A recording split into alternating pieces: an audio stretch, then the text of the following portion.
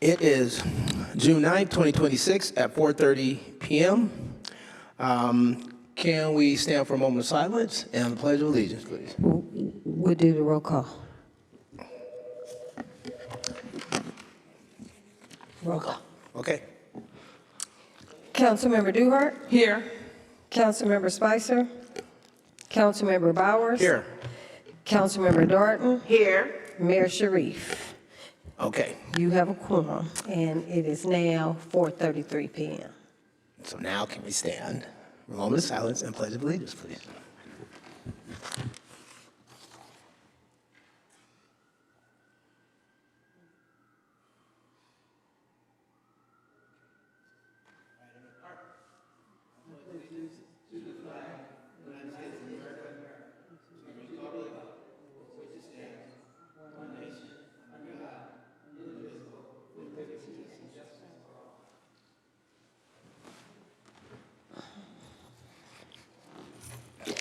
Now, Mayor Pro Tem, Councilman Bowers, we move to public comments on closed session.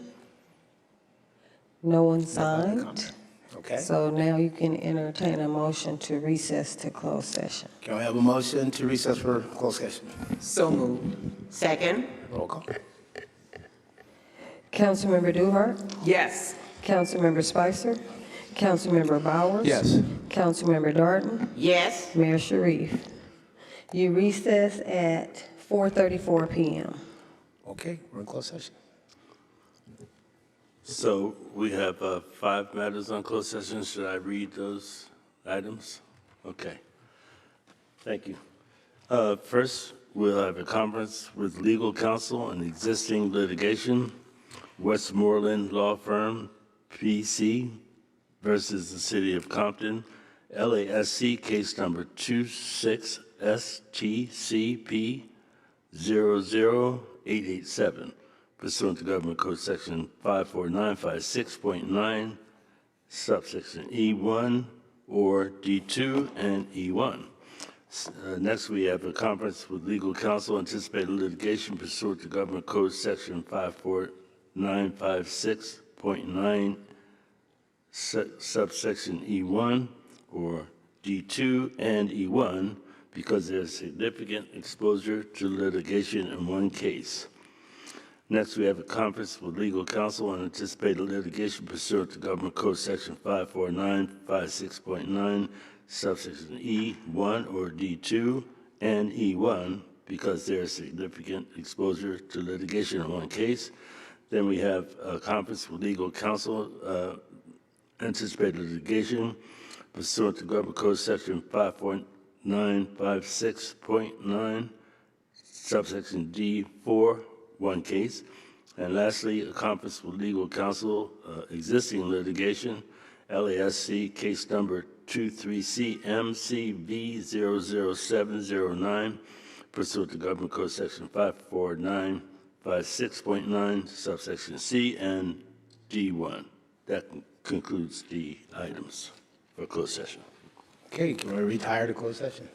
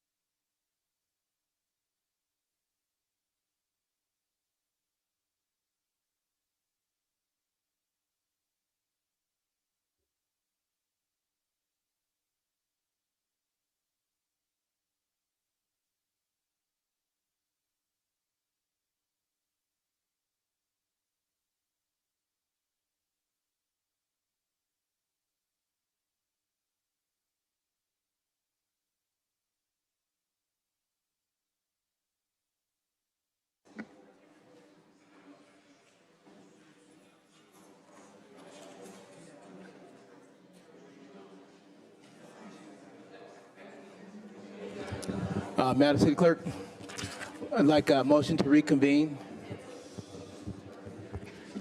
So Okay. moved.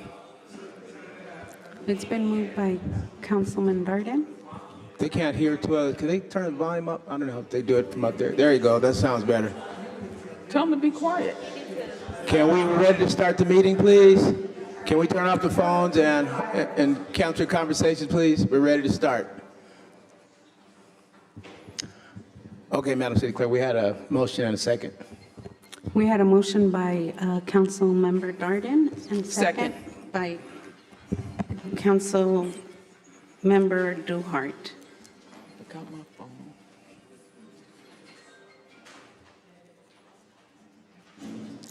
Would you like for me to do roll call? Yes, please. Thank you. Member Duhart, Yes. Member Spicer, Mayor Pro Tem Bowers. Yes. Member Darden, Yes. and Mayor Sharif. We're going to report out of closed session. Is that Isaac's going to? Are you going to? Okay. City Manager, will you give the report out of closed session, please? Thank you. We met on 5 items. Conference with legal counsel, existing litigation, Westmoreland Law Firm, PC versus City of Compton, LASC case number 26STCP 00887 pursuant to Government Code Section 54956.9, Section E1 or D2 or E1. The council gave direction to staff. Second case was conference with legal counsel, anticipated litigation pursuant to Government Code Section 54956.9 E1 or D2 and E1 because there is significant exposure to litigation in one case. The council also gave direction for that. Conference with legal counsel, anticipated litigation pursuant to Government Code Section 54956.9 E1 or D2 and E1 because there is significant exposure to litigation. The council similarly gave direction on that one. Then there was a conference with legal counsel, anticipated litigation pursuant to Government Code Section 54956.9 D4, one case. No action was taken on that item. And lastly, the conference with legal counsel, existing litigation, LASC number 23CMCV00709, pursuant to Government Code Section 5.956.9C and D1. The council gave direction for that item. So that concludes the 5 closed session items. Thank you, Mr. City Manager. Yes, ma'am. Mayor Pro Tem, just for the record, we did reconvene into to open session at 6:07 PM, for the record. Okay, thank you. We're going to move to presentation.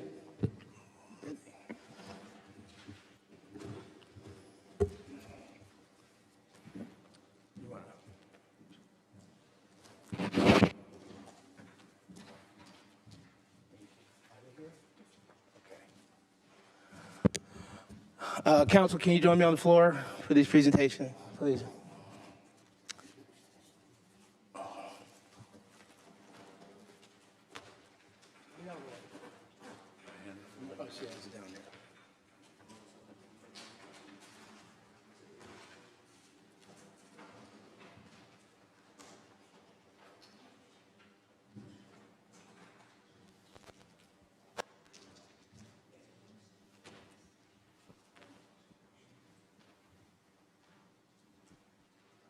Hurry up, it's dark.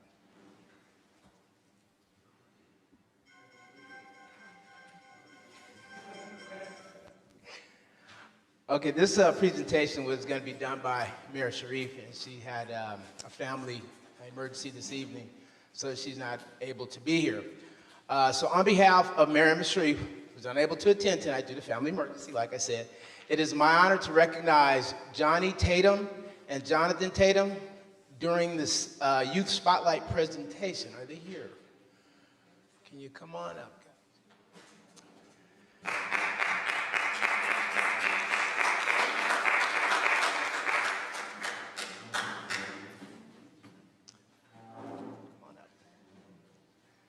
These outstanding young men have demonstrated exceptional dedication and talent through the Southern California Junior Cricket Academy program here at Kelly Park in Compton.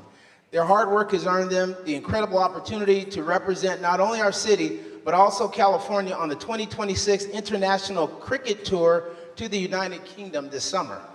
Johnny and Jonathan, we are proud of your accomplishments and wish you continued success as you represent Compton on the international stage. Congratulations.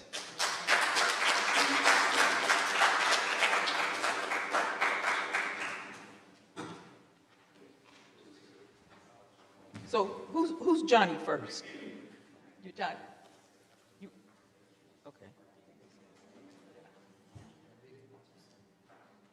You want me to?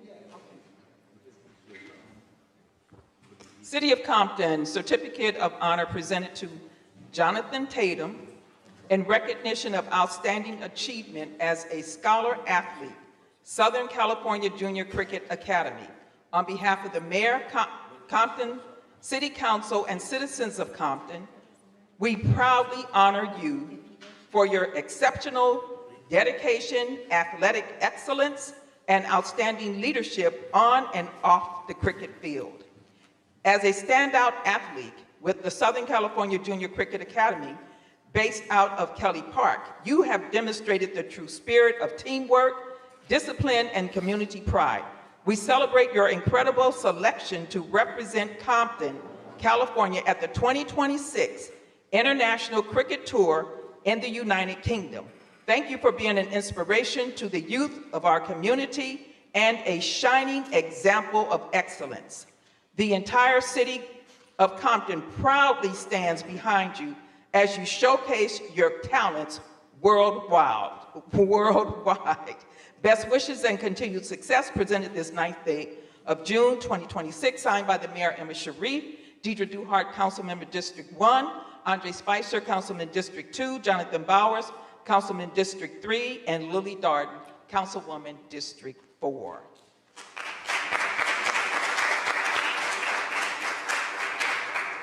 And so, gentlemen, I just wanted to say, I met these two young men about a couple of weeks ago, correct? Yes, a couple of weeks ago. That's your mom right there, right? And you're going to London, correct? So they're going to London and they're going to be representing the city. And so when we were giving them, recognizing them a couple of weeks ago, what I said to them was, take me with you. I'd love to go to London. But, and I don't see Mustafa here. Is he here? He's not here. So Mustafa, just want to just congratulate him on the tenacity and to keeping this program going in the city of Compton. It took a long time for us to embrace this cricket program, but it is here now. It's at Kelly Park, which is in District 4, and I am just so honored to present you guys with this certificate. And I just want to say to Mustafa, thank you for your tenacity and dedication into making sure that this program was brought here in the city of Compton. Thank you so much. I would like to say thank you to these young men. I've been observing them for quite some time, and I want to make the announcement that Johnny is graduating this year before leaving. I do have a gift for you, so I'll get in contact with you to give you your gift. And congratulations on your graduation. And I think you graduate next year? Oh, so we're so proud of you, and you're doing a wonderful job. Keep up the good work, and God bless you in your future endeavors.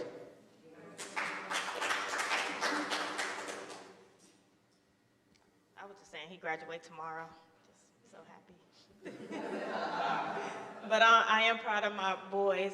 They have came a long way. After losing their father at the ages of 8 and 9, they have overcome a lot of obstacles, and I'm very proud of them and everything that they have accomplished so far. So thank you guys for always supporting.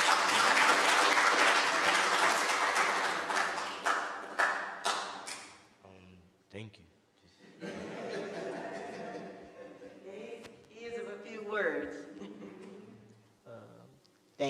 everybody. Keep up the good work. You do Compton proud. Yeah, I wish Mustafa was here. He's put in a lot of work for this program, but we're very proud of you two gentlemen. You're going to be representing us overseas in the United Kingdom. Thank you. Keep up the good work.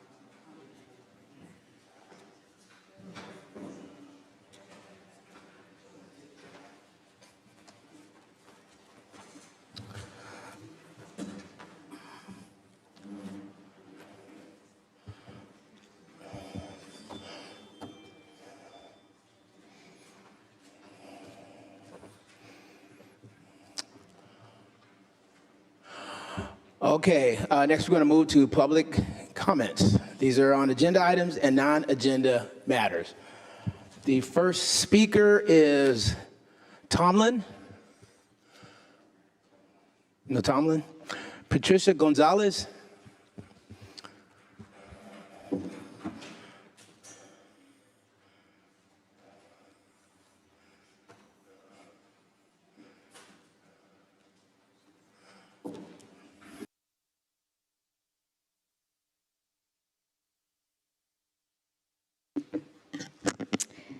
Good evening, Mayor, Mayor Pro Tem, council members, city manager, and members of the community. My name is Patricia Gonzalez, and I am the Vice President of the Compton Latino Chamber of Commerce. Maria has been working on a program. She was brainstorming, and she handed over the ideas, and I was able to put them together. And today, we want to announce what's coming. So tonight, I would like to introduce an initiative called No District Left Behind. The purpose of this initiative is to ensure that every district in Compton has a voice, every concern is documented, and no neighborhood is overlooked. Our proposal creates community leadership structure divided into four quadrants. Representing our districts 1, 2, 3, and 4. Each district would have a designated community representative who serves as like a liaison between residents, businesses, and the chamber and city leadership. These representatives would gather concerns from their districts and bring them to central chamber table to review, discussion, and follow up. Some of the concerns are frequently here include like illegal dumping, parking issues, code enforcement challenges, public safety concerns, traffic issues, street maintenance, trash collection, and other quality of life matters affecting residents and businesses. The goal is not to duplicate the work for the city. The goal is to strengthen our communication, improve accountability, and help ensure that important concerns do not get overlooked. By creating a structured reporting process, we can help track issues, identify trends, and provide valuable community feedback from every district in Compton. Most importantly, this initiative ensures that every district receives equal attention and representation. As the chamber, we believe our role is to serve as a bridge between the community and local government. We look forward to working collaboratively with the mayor, city council, city mayor, and residents to help improve the quality of life throughout our city. Our vision is simple: one voice from each district, one table, one community. Thank you for your time and consideration, and I'll let Maria speak more about the requirements. Thank you. Maria Villarreal.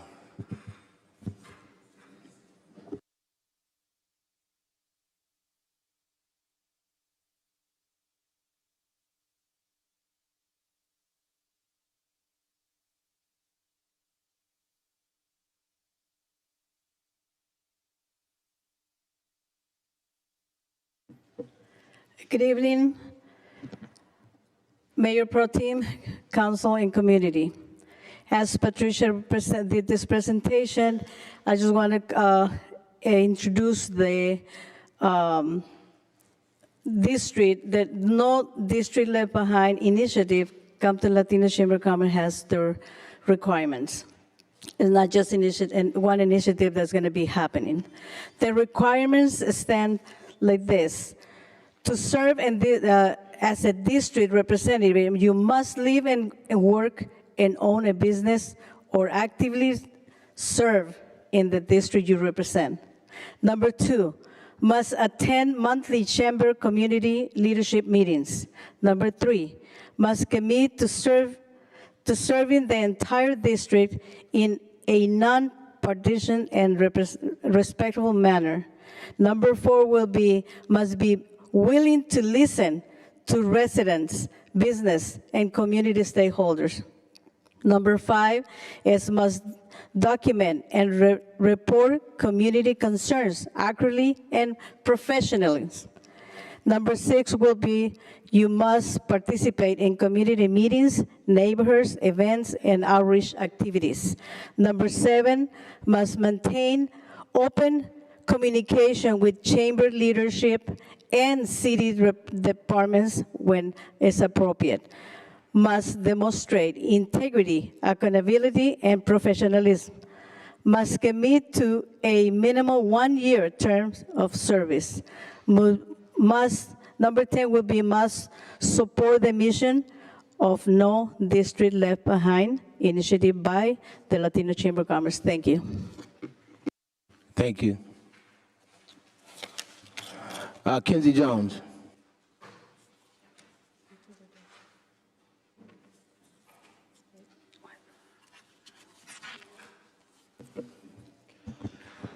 Well, first thing I want to say is this.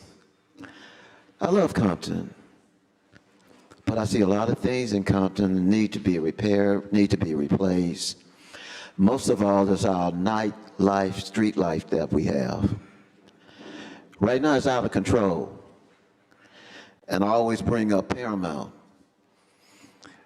How come our city can't be closed like Paramount? Why do we have so much traffic going on in the city, but you cross the bridge, Paramount doesn't? I used to live in Paramount. Is it the laws that we can't prevent, or is it the laws that we don't understand that another city do? If I had a neighbor and I noticed his grass was growing green and mine's not, I'm not going to be afraid to ask him, what is your thoughts? What are you doing to make your living room or your house look better than mine's? In other words, what I'm saying, why is Paramount different from Compton? I've been saying this over and over and over. I'll give you another example, Long Beach Boulevard. Nightlife is really out of control now. I really mean out of control. I was passing by there earlier. A young lady was buck naked. Sheriff drove directly by her. Imagine how many other people drive by this boulevard and what they see in Compton. The park look good over there, but the grass is dead. There's nothing for the gardener to cut. But right across the street, they reconstructed that place and it looked beautiful. But what about when the people come there, come out, look across the street, what do they see? A dead park. Look how many cars come down Long Beach Boulevard, look what they look at. We're supposed to be trying to make this city look better. We gotta change. We have too many vacant lots. Our streets, y'all don't need to say nothing about the streets. We got a couple of streets look good. If you go down Alondra and make a left on Atlantic going south, it's a disaster. Potholes, it's no divider, it look bad. In order to make this city look decent, we have to make a change. We have to. I just want y'all to think about that though. One day if you have nothing to do, come down Long Beach Boulevard about 11 o'clock, you'll see what I'm talking about. Another big problem I have, right in the middle of the street on Pauline and Caldwell, unfortunate, the pavement have picked up. And the trucks are going by there so hard until they crack. And, well, one of the tenants sent me a picture, but I forgot to get it. Her ceiling is cracking because of the truck.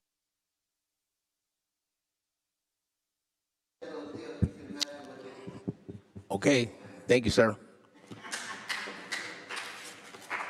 Is there anyone else that would like to speak that has not signed up? Yes, no? Okay.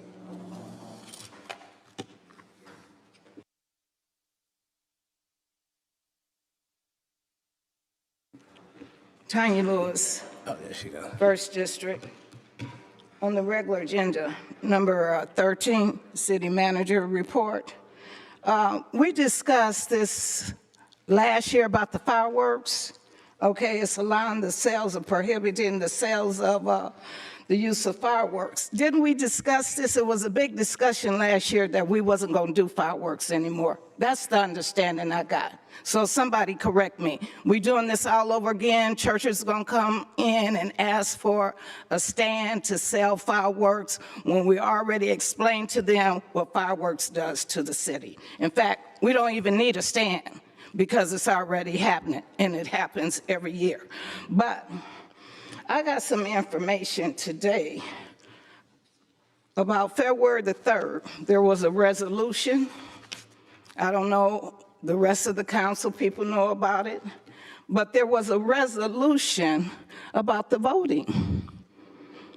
The voting that we were only going to have mail-in voting, mail-in. But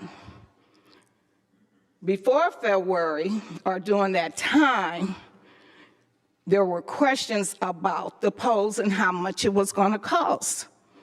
Now, I might be wrong, but I thought it was like $1,000 to have these polls. Maybe it's less, was less. So my question is, why did we have polls here?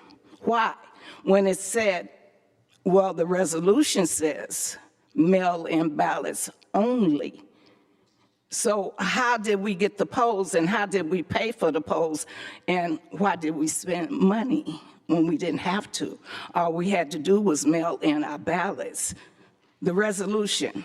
Do anybody know about this resolution? You know about it, Jonathan? So we had, sorry, baby, but we had months to tell the people of Compton, months. We don't need no polls. We're not spending no money, the citizens' money at all, to go to these places and vote when we could have mailed in a ballot, right? Attorney, right? Right. So you wasted our money once again and swept it up under the rug and did not say for 4 months, do not have any polls. Mail in your ballot. So you took our money again, swept it up in the rug, and didn't tell us. This got to stop, because we are the ones that's paying. Even though you guys pay your taxes just like we do, we're tired of you guys spending our money.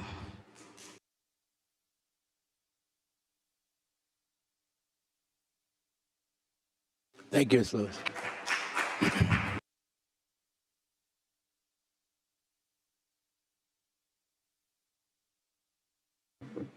Good evening, Council. My name is Missy, and I live in the city of Compton.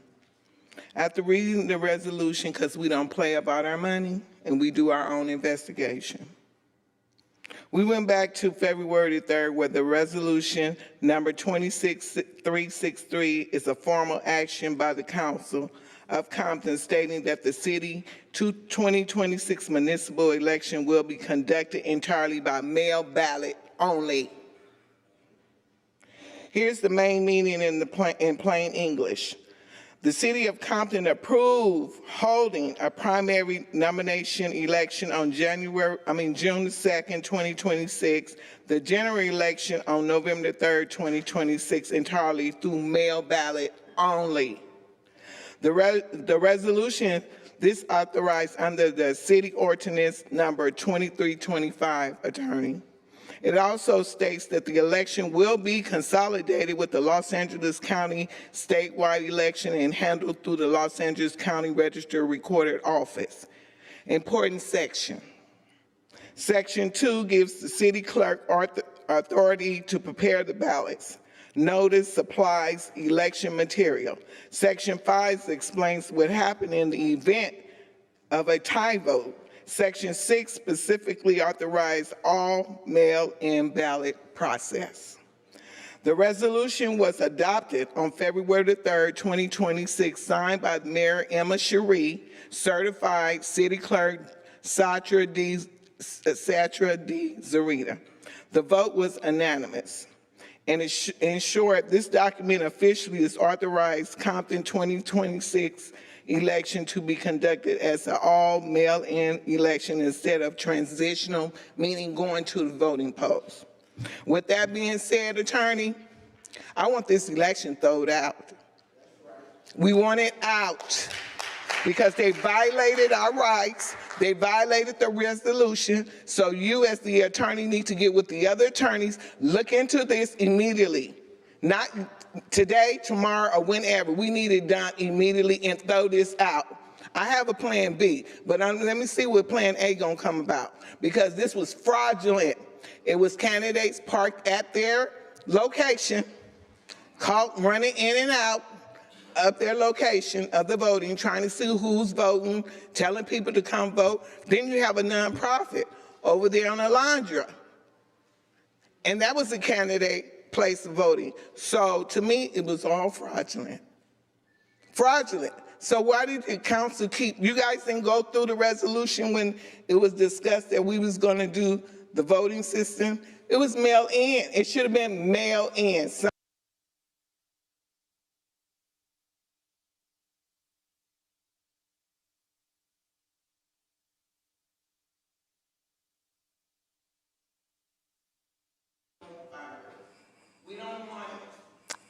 All right, Missy. All right, Missy. Thank you, ma'am.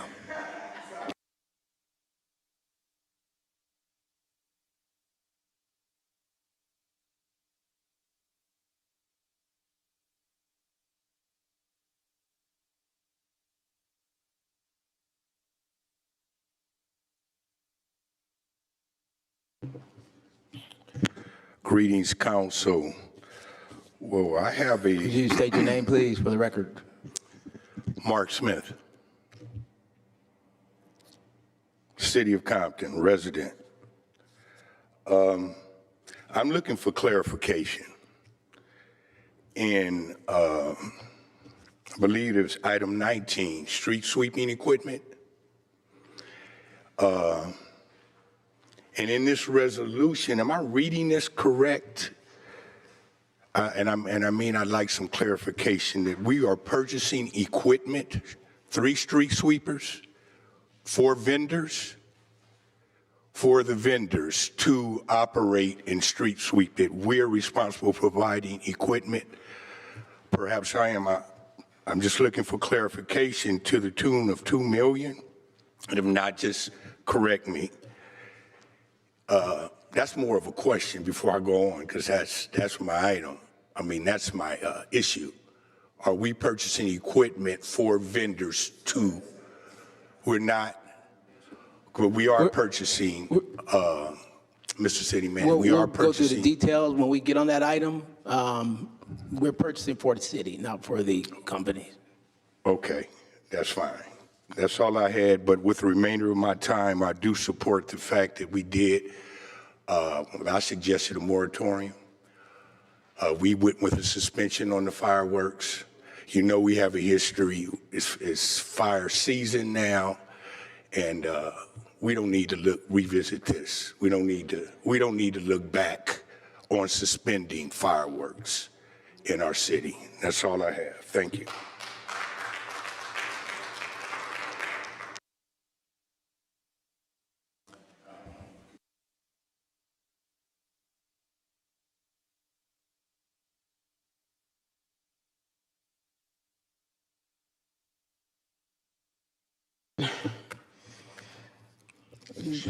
This is for the record, so I want this to go in the record today.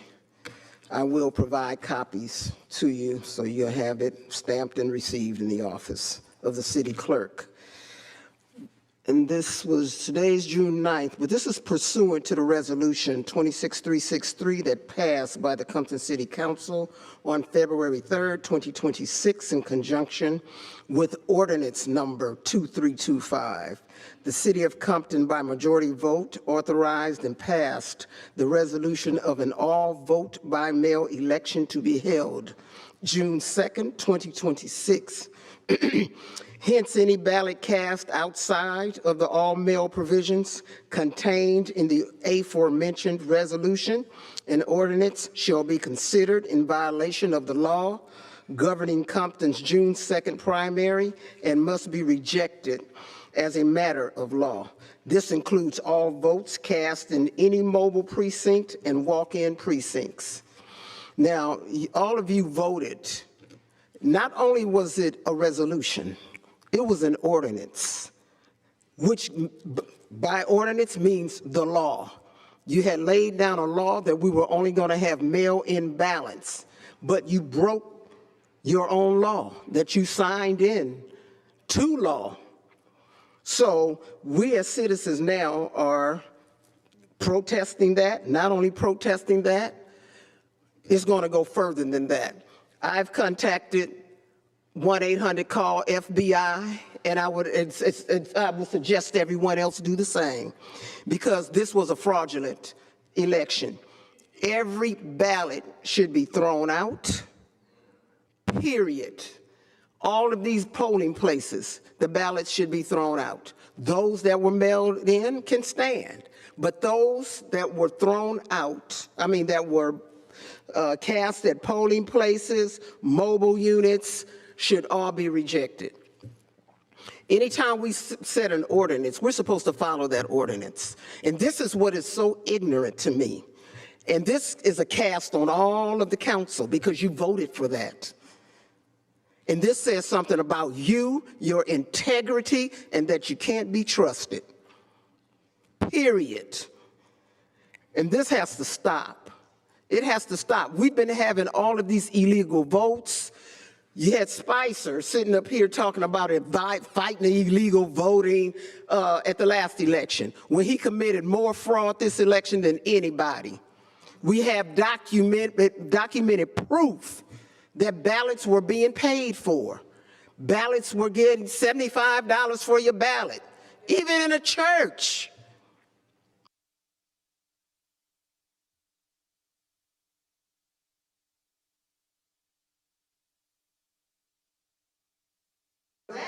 You can fight that hard for the city.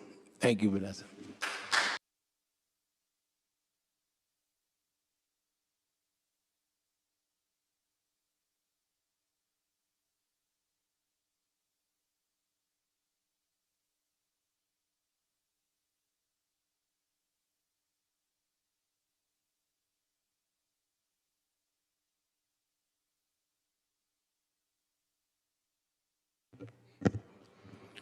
Fidel Marquez, District 1.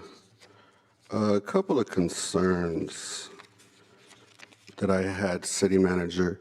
I'm down the street from Tams and I'm up and down Central frequently. Today I noticed a bunch of foreigners. I guess they're here for the World Cup. That is a huge worldwide event.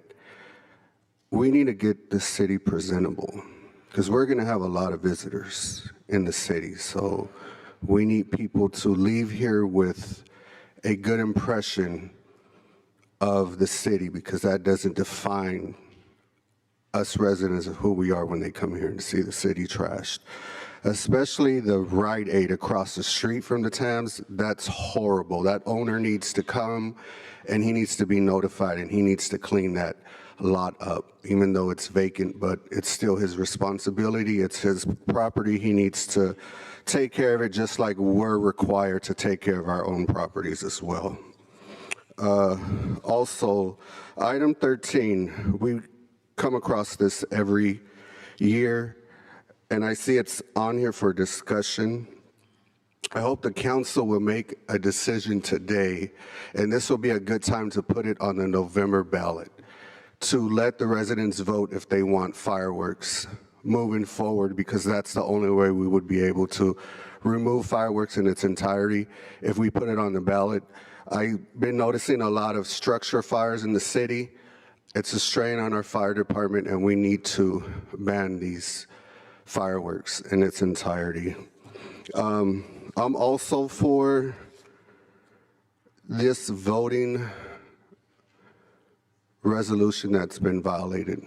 I'm in support with my fellow constituents that was a huge violation, and we need to look into that immediately, City Attorney, if we can get some answers and see how we move the city forward and we stop this fraud when it comes to elections. Because like they say, money buys elections. We need to stop that here in the city of Compton. Thank you. Thank you, Fidel. Is there?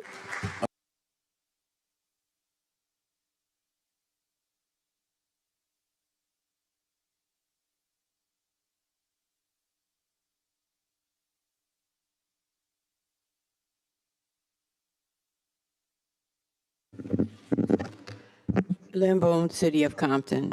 And yes, I did. I ran for city clerk. But, you know, I didn't want to say anything about the election. I wanted to wait till other people viewed it. And we all know that there was something wrong with this election. Really, in reality, the election needs to be audited because none of the numbers add up to anything. And having polling places, when you have a resolution set in place that everything should be voted by mail-in ballots, is just irresponsible.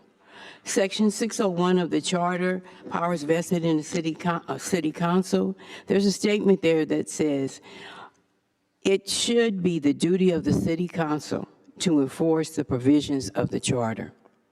And that even means the election, even though it states that the clerk is over the election, not so much over it, but will provide the ballots or whatever. Everything, all final words comes from the council because you represent the people, and the people are the power of the city. So, I mean, you guys are going to have to step up and start doing your job or either walk away from it. I don't recognize that attorney as a people's attorney. That attorney is for you and what you guys need as far as counseling. But in a matter of fact, we really need an attorney that has some interest, some knowledge of chartered cities. 700 of the city clerk says the clerk is supposed to attend all meetings of the city council. Devote his or her full time during business hours. The city clerk is a full-time position. Our charter specifically says that you can't have another job besides this. It's either or. So that needs to be addressed as well. And the last time the people voted on the issue of the fireworks, so that their vote cannot be taken away from you or anybody else. So the issue needs to be placed back on the ballot again. And I'm sure this time they will vote for no fireworks in the city of Compton because a lot of people have gone against the fireworks in this city. I just want to say thank you to all the people that supported me. Thank you to all the calls, and I appreciate it, but we have to get on ball here in the city, because it's just not right, it's not fair, and the people's voice needs to be heard. Thank you. Thank you, Wilson. Is that all of anyone requesting to speak? If so, we'll move on to... Excuse me, Mayor Pro Tem. Yes, ma'am. The city clerk's office did receive written communication for tonight's comment, and I would like to read that. It says, "Good evening, Madam Mayor and council persons. On 5/12/26, my public comments were read. However, no action has followed. We would greatly appreciate the assistance of the council and our city as it relates to lighting, signage, and painting. I understand that it is election season. However, the work is still needed. A call was also made to the city manager's office as well. Secondly, last weekend, our community was without power for almost 22 consecutive hours. Edison kept putting us off for restoration. Edison said that if the city were to reach out, it could be expedited. When I reached out to both our mayor and councilman, neither were aware. I am suggesting that communication be streamlined so that our city representatives are made aware of these potential emergencies. You cannot help us if you do not know, and I understand that fully. Besides food and comfortability, some of my members have medical needs for power utilization. Lastly, we're all still receiving substandard service from Republic Waste. They are regularly missing some receptacles and arriving on incorrect days. Respectfully, Mal Bailey, President, Edgemont Community Association, District 2.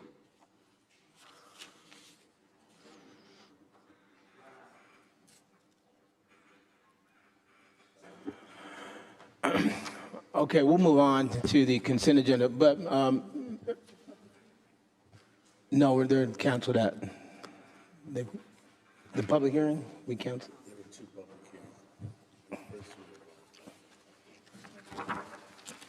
Okay, I don't see the other one.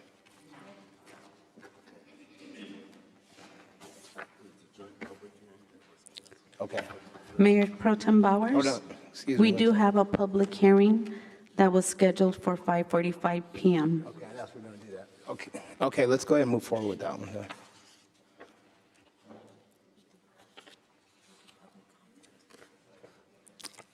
Yes, the one from HUD. Motion to Open. open the public hearing.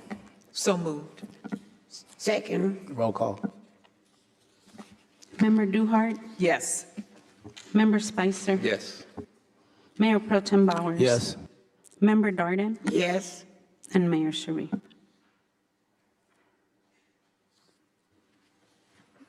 You're open for public comment.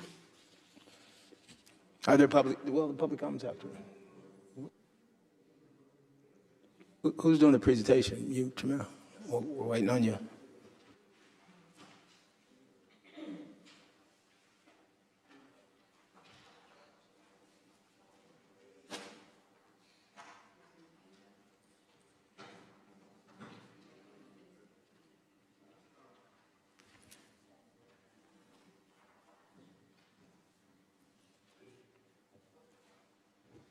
Good evening, Mayor, Mayor Pro Tem, council members, residents of the city of Compton.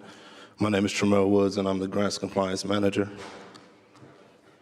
Today, we will be doing our City of Compton 2026-2027 Annual Action Plan. Quick introduction. As I introduce myself, Tremel Woods, we also have in the Grants Department Claudia Batris, Juliana Romero, Yesenia Garcia, and Janae Smith. Introduction. The City of Compton is an entitled community that receives CDBG, which stands for Community Development Block Grant, and home funds on an annual basis. The purpose of CDBG, the primary objective of CDBG is decent housing, suitable living environments, expand economic opportunities. National objectives include benefit to low to moderate income persons, prevent or eliminate slum and blight, meet a need having particular urgency. Home purpose is to strengthen public-private partnerships, expand the supply of decent, safe, sanitary, and affordable housing. Home eligibility activities include acquisition, rehabilitation, new construction of housing, and tenant-based rental assistance. Citizens' participation. The city is required to obtain residents' input prior to the release of the annual action plan for public review. The city is required to publish the action plan 30 days for a period of 30 days. This action plan was published in the Compton Bulletin on May 1st, 2026.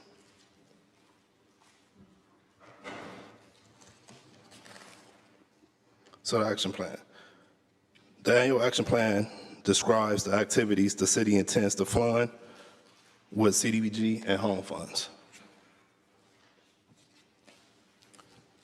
Okay, annual action plan, CDBG, the funding cap for admin is 20%, public service is no more than 15%, and the remaining 65 cents goes to capital improvements.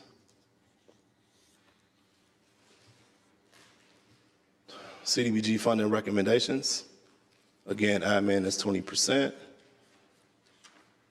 Improve public access, which would be our public services. Housing rehabilitation for homeowners. Public facilities and infrastructure improvement. Economic development and job creation. Employment training. Those allocation figures for admin, we're looking at $266,824. For public service, $127,600. For housing rehab, $350,000. For public facilities and infrastructure improvement, we're looking at another $350,000. For economic development and job creation, we're looking at $24,697. And for job training, we're looking at $215,000. Here you'll see some before and after photos. To our far left, there's a roof repair, so that demonstrates our housing rehab projects. In the center, you'll see Greenleaf Parkway. That's a before picture, which is current. That project is current underway. And to the left, you will see, top right, you will see our clean team. And then bottom right, you will see our small business workshop that was held at Gonzalez Park. Subrecipients, recommendations. We do have a federal grants advisory board that reviews applications for our public service recipients. For 26-27, FGAP has recommended community legal aid for $21,520. Community Lawyers, Inc. for $26,520. She's Going Places, $16,520. Fair Housing, $10,000. United Hands Multi-Purpose, $26,520. And 511 Hoops, $26,520. The annual allocation for CDBG for 26-27 is $1,334,121.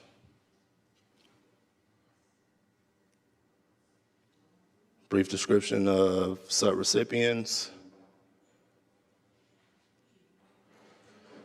Going to our home funding cap, admin is 10%. Could you go back to that slide, please? Yes, sir. Moving a little fast. This slide?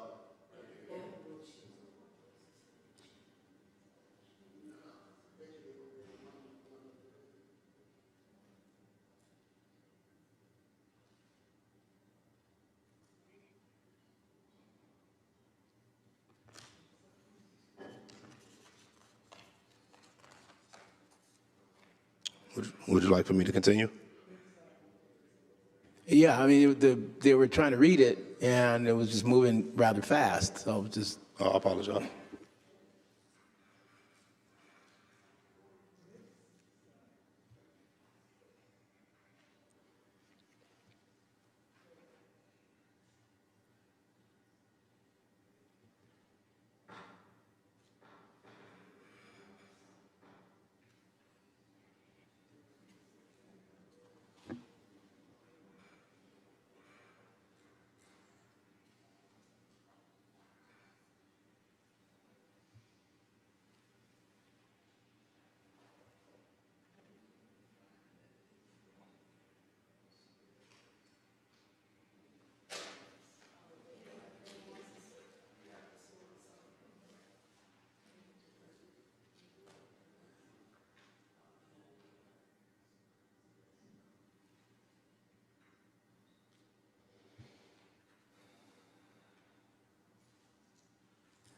Everybody get a chance to read? Okay. Next, we go into our home funding cap. Administration is 10%. CHODO, which is required, is 15%. And CHODO stands for Community Housing Development Organization. And then the balance will be for capital. Okay, here's the breakdown for 26-27. Our allocation for home is $427,802. Breakdown for admin, $442,395.93. CHODO, 15%, no less than 15%, $64,170.30, and the remaining will go to a home program, $321,235.77. That concludes this presentation.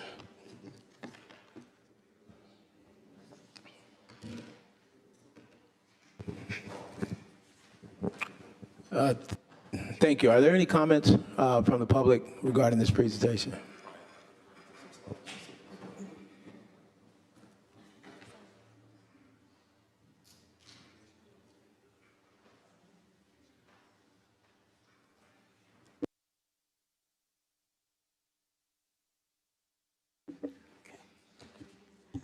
Lynn Boone. Mr. Woods, please listen, because I would like my questions to be answered. First of all, there should have been handouts for the people so we could actually read it. When was this hearing notice made available to the public? Because I know it should be no later than 15 days, because I'm sure other people would be in here had they have known about this hearing.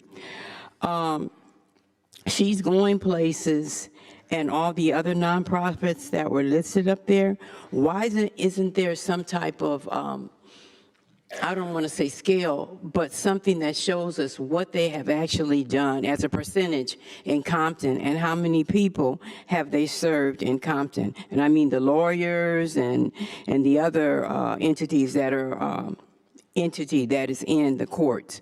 And then my last question is, why is, what is that, CHODOs or whatever, why is it required? Because that's what you said, that it's required. Thank you.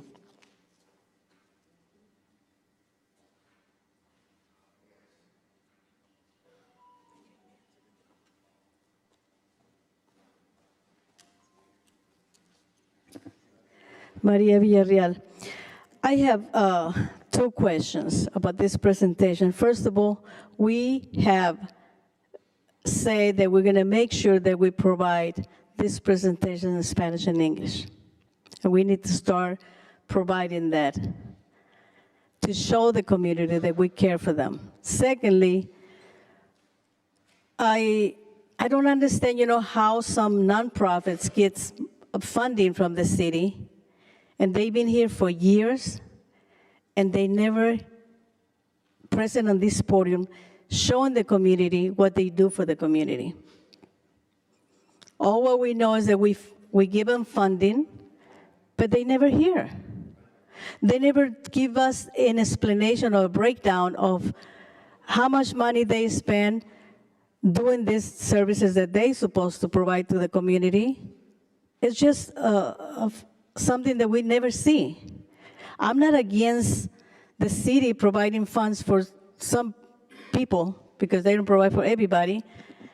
Maybe the rest don't deserve. But I think it's very essential that if you're running a business, if you're running the city, let the community know what service they're providing for $300,000, or let the community know what they're providing, because as far as my knowledge, if I go to those places and they say they provide service for free, no, they charge me.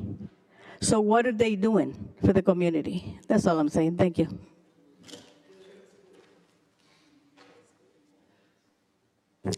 Are there any other questions from the audience?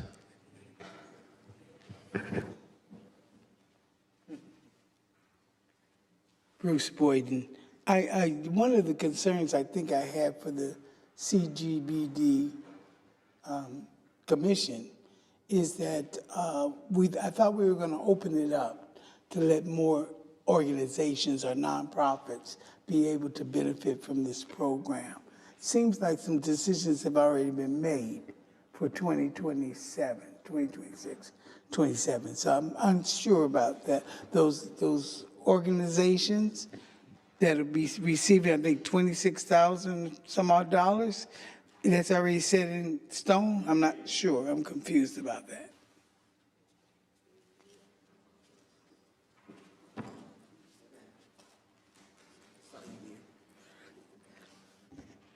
I only saw one organization there that we know as a community that we see helping, and that was United Hands. 511 Hoops, She's Got Game, or whoever that was. You know, we don't even know who these people are. Where are their addresses? Where are the presentations? We need to see that. We really do. Because this grant department is lousy. They don't do what they're supposed to do. And I think HUD is probably going to run up here any day now and figure all this out for us. And it's not going to be nice because it has been run sloppily. It's just sloppy. We don't get any information, absolutely none. But we're passing out grants, we're passing out grants, we're passing out grants. I know there's cutbacks. I know there's one floating around, somebody's mad because they didn't get 10,000 out of one grant. These are the kind of things that are going on. We have to make sure that that money is being used for what it says it's being used. That's what nonprofits do. And a lot of these nonprofits, if we don't see it, they should not even be given a dime. And as a matter of fact, they shouldn't even exist in Compton.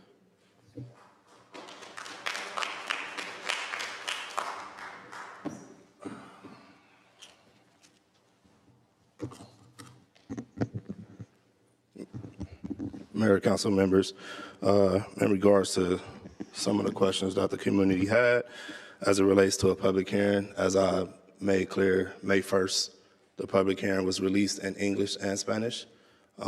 It was left in the clerk's office. It was published in the Compton Bulletin, city's website, and the grants department.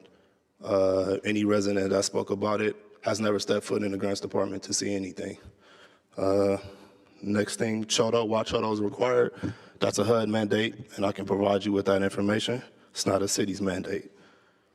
FGAP stands for Federal Grants Advisory Board. We actually have a member in the audience that can attest that they reviewed these subrecipient applications and made the recommendations. This does not come from city staff. This strictly comes from FGAP. Missy, would you like to speak on it?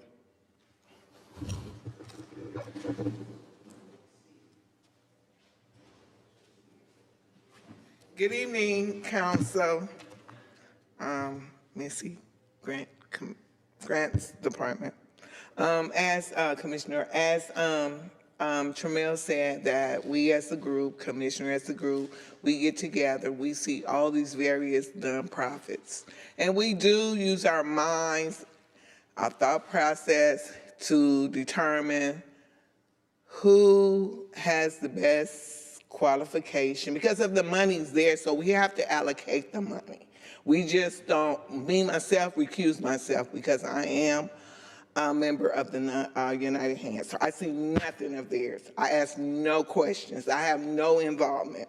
But with the other candidates, I do get a chance to see some of the paperwork and what they do as a nonprofit. And majority of the ones that were chosen up there did have a legit biography on their layouts, their plans, and their obligations that they will do for their nonprofit when involving, say, children's, or you got the law office, which runs out of the attorney law firm, runs out of the Compton Courthouse. Those are attorneys over there, so legal aid or whatever. So like Tramell said, these are the ones that we did choose. I was part of some of the ones except the United Hands. And these are the ones that fit the criteria of the money that is being allocated for them. So this is what we came up with, and this is all we had to deal with. I mean, choose from the big I think it was maybe about 10 or 15 of them, so we had to narrow it down. So that's what we choose. Thank you.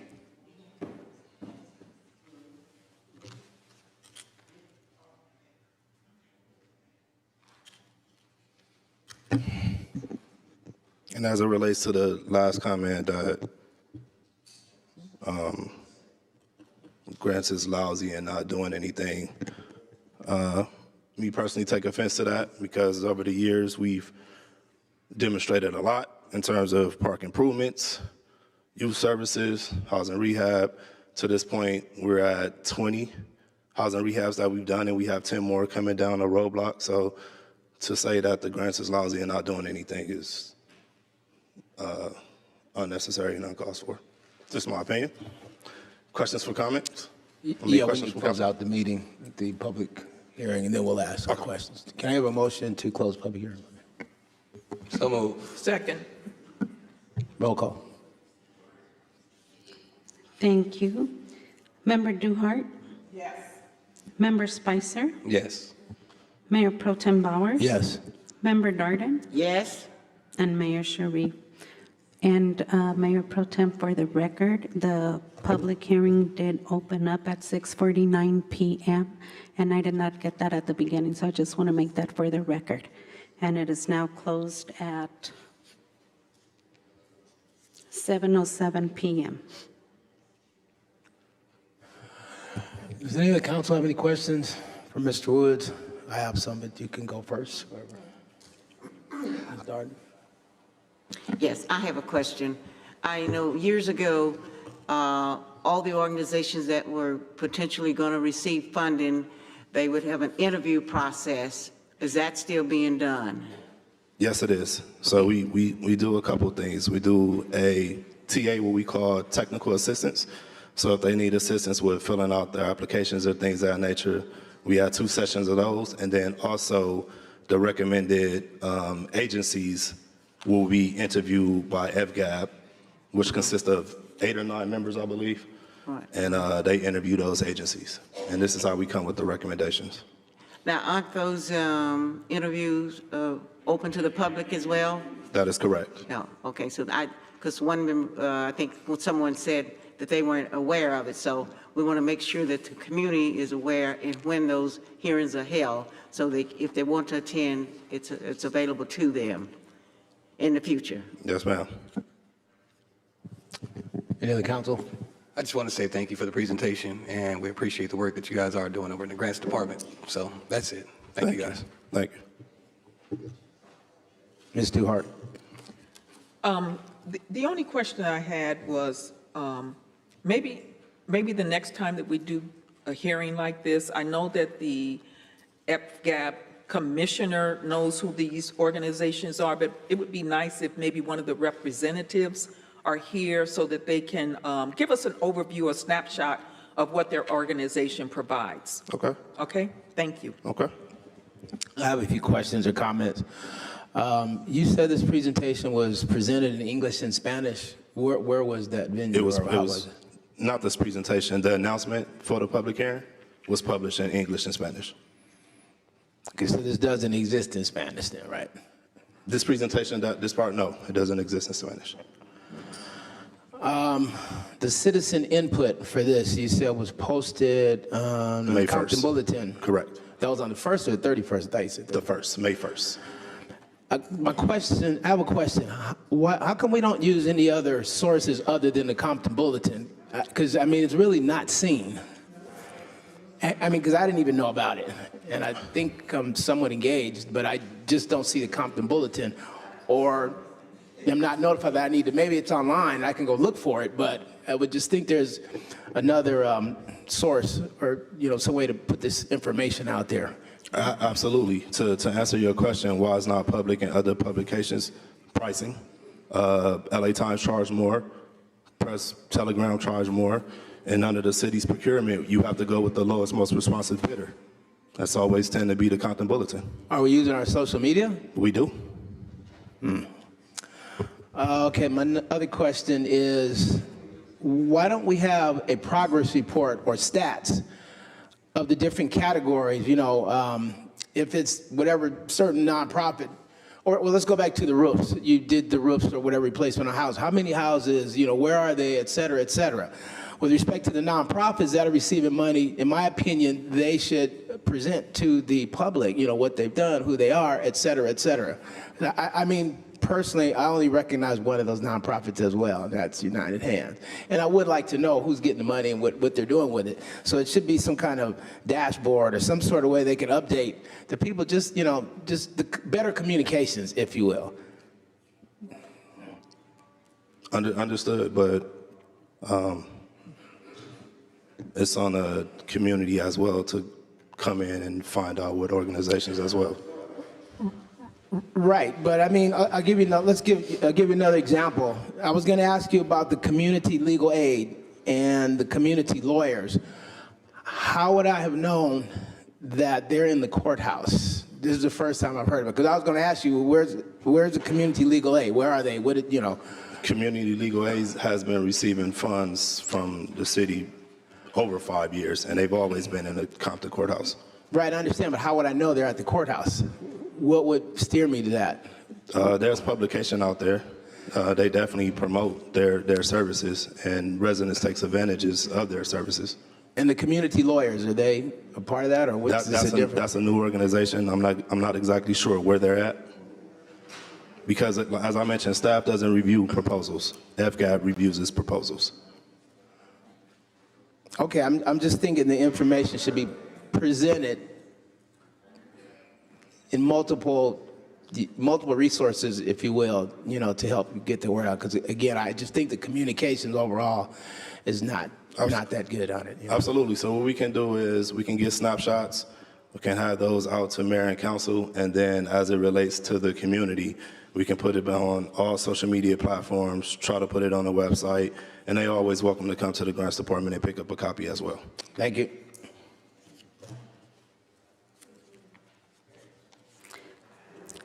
Thank you, Mayor Pro Tem. Just for the record, just to let you know, there was a second public hearing. It was a joint public hearing with City Council and UCDC for the 2026 PHA annual plan that was scheduled today, and that has been rescheduled. Additionally, number 14 has been tabled. Okay, thank you. We'll move to consent agenda items now.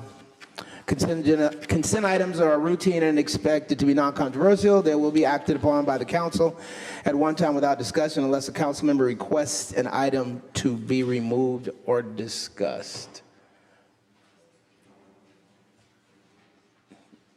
Okay. So moved. Second. Roll call. Thank you. Member Duhart? Yes. Member Spicer? Yes.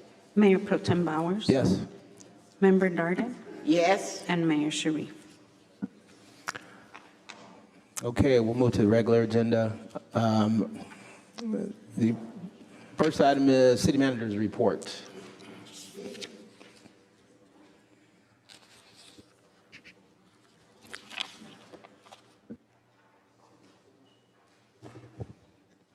Good evening, Honorable Council, Mayor Pro Tem Bowers, City Council members, and members of the public. Tamara Benz, Assistant City Manager, and I'm here to provide a presentation on item number 13. As members of the public had stated, this item is before council tonight for council to consider whether to reaffirm the vote to ban the sale of all fireworks within the city of Compton, or if council wanted to consider possibly alternatives. To date, the city has received about 3 fireworks applications. The city has not taken action on those. Staff has prepared very detailed notes and charts with metrics from our fire department, and the staff report includes metrics and data from our risk management department and our code enforcement. Staff is available for questions, and I do have representatives here from the fire department and from the public safety department also to answer questions. Thank you. Council, you have Ms. Dort. Yes, I have a question. So I think that the city really dropped the ball on this one. Last year, we said that I thought it was like a moratorium, that we were not going to have any fireworks. But also, I thought that for this year, like maybe we should have started in March, planning for a big fireworks show with drones for the city, for the children. And I think it's really too late to do something of that magnitude right now. But I really think we dropped the ball. This is the country's 250th year, and we're doing nothing. We're doing nothing for our children and for the citizens. So I do believe that I don't want the fireworks here because it is a health issue.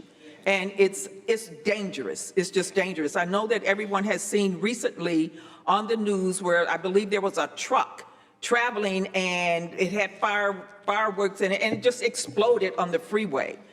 There was a home, maybe not a home, there was a business in downtown LA, and they had fireworks there. They had fake Gucci purses and all sorts of things that they were selling, and it looked like a little like a closet that was just full of stuff. But I just feel that we as a council dropped the ball on this one, because we should have been planning this, I want to say sometime March or April, and so that we could have a big firework display. Like I said, 250 years and Compton's doing nothing. So that's my comments.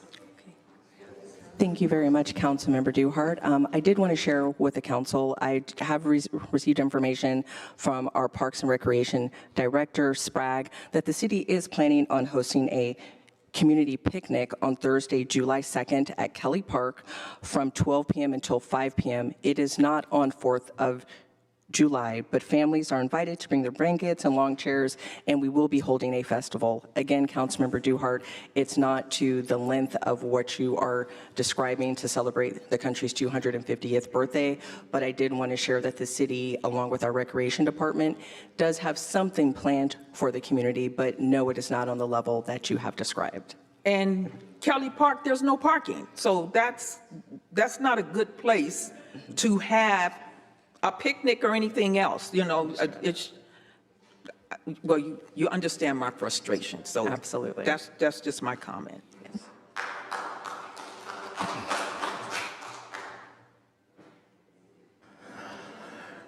A couple of things.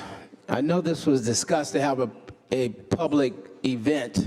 I don't know how it fell through the cracks, but this was discussed a while ago. One of my concerns is that there's no enforcement of the fireworks, period, illegal or illegal or whatever, because they're doing illegal fireworks right now. And I know we've mentioned this multiple times regarding the task force that in the past was comprised of fire department, law enforcement, and code enforcement. Some cities are using drones and what have you to observe these discharge of illegal fireworks, and they're citing people. And I'm reading in our report here that we didn't issue out any citations for 2025, if I'm reading this correct. But they're launching these illegal fireworks, and again, my concern is the lack of enforcement, and there's nothing to discourage them from continuing this. And it is somewhat of a pain to have these mortars going off, you know, on a regular basis. The ordinance, this is a suspension. So technically the ordinance allows for the use of fireworks. And I think it's probably, we probably have to put this back on the ballot to put it to rest once and for all. This, thus far as a suspension, and I am not for fireworks at this point. Thank you. Thank you very much, Mayor Pro Tem Bowers. That is accurate. This resolution is a suspension. In order to have it removed in perpetuity, it would need to go on the ballot. Thank you.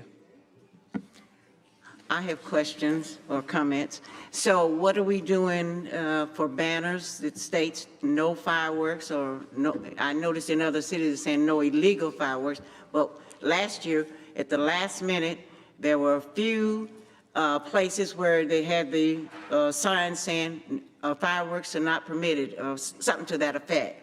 So, but last year, we banned it, and I heard more fireworks than you can believe. So there's no consequences when people go ahead and have the fireworks. So what are we going to do? Because these posters need to be up now, banners. Huh? Oh, okay. I'm sorry. Let me get it close. So I'm saying we need notification out there to the community by banners or however we want to do it, because 4th of July will be here in a couple of weeks. So we need to notify the public that fireworks are banned here in the city of Compton, and the fines need to, I know there was some of the sheriffs were saying a spot shot, I believe it was called.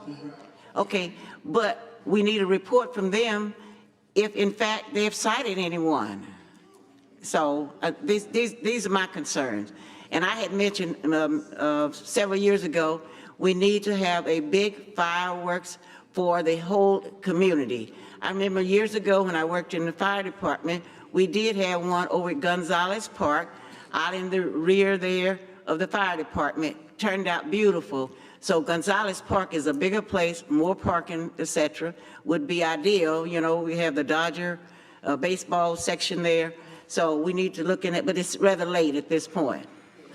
But we do need the banners up saying no fireworks. Thank you very much, Councilmember Darden. Depending on council's action this evening, staff is prepared with our Public Information Office and our Code Enforcement Office and Fire Department Office to immediately get banners up and notification out to our residents. Again, Councilmember Darden, and the comments that have been received by the entire council, yes, we are quote unquote late with the notification. Staff has taken note of that. And as far as a subsequent readout from the Sheriff's Department, as far as calls for fireworks that are coming in from ShotSpotter, that's something that staff can definitely bring back after the fireworks season. Thank you. One more comment. So is the fire department, code enforcement, and sheriff's department talking? Yes. So we have a plan to enforce this? Yes, we do. All right, thank you.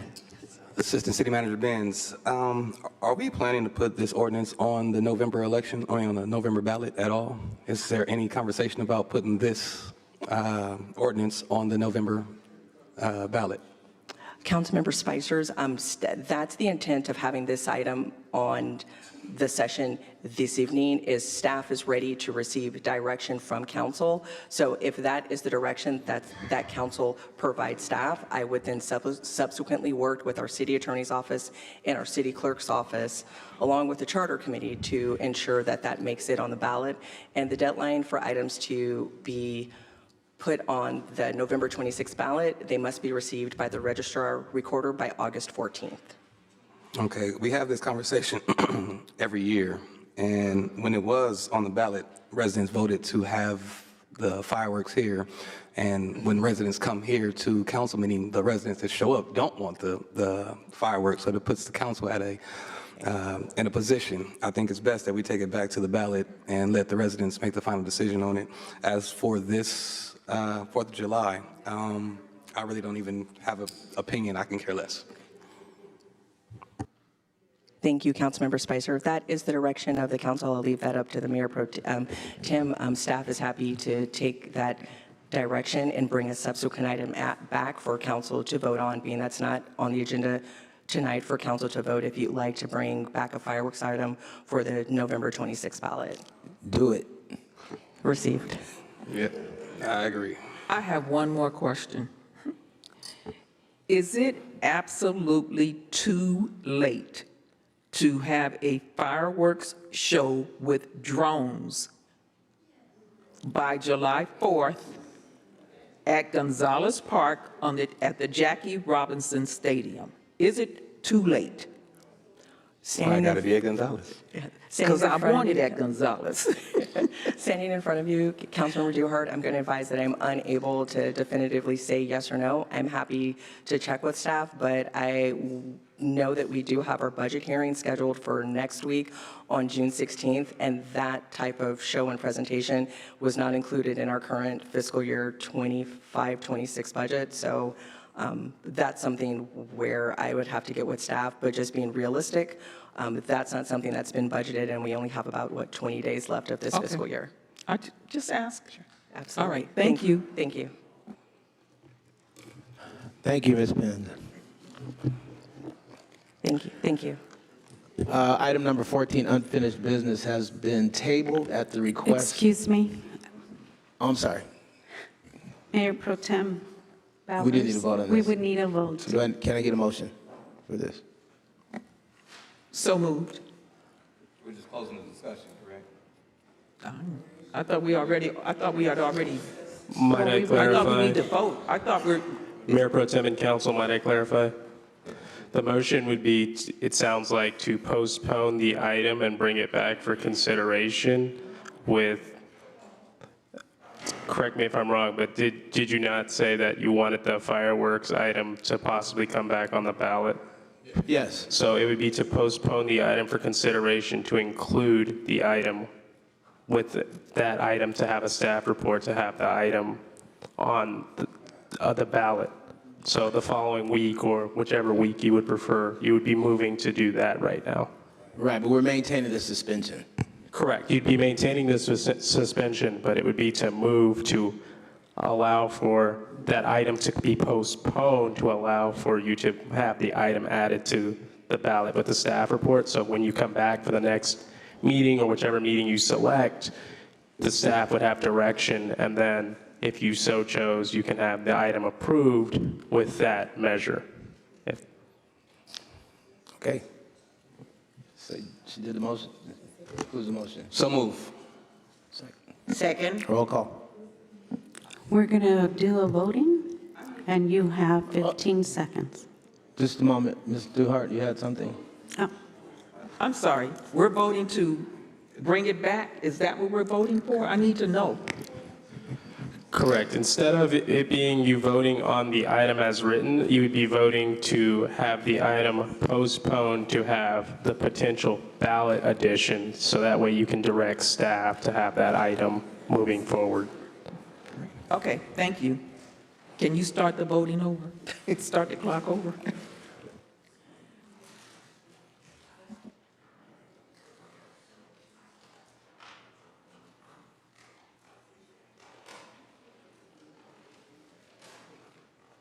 you have 3 yes and 2 not voted on. That passes. Okay. Item 14, that has been tabled. Is that correct, Mr. Coombs, at the request of the presenter? Could you elaborate on that? Yes, sir. We scheduled the item to be held tonight initially at your request, and subsequent to that, we talked to the proponents, and they requested more time to get their presentation together, so we have tabled the item until next week, I believe. Okay, thank you. We'll move on to new business.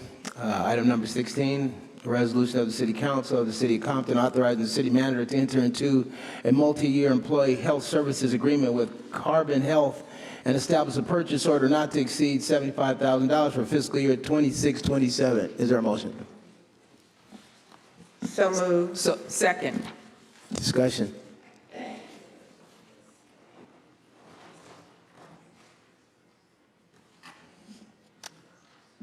You have a question, Ms. Dewhart? Okay, roll call. Thank you. We'll be voting, and you have 15 seconds.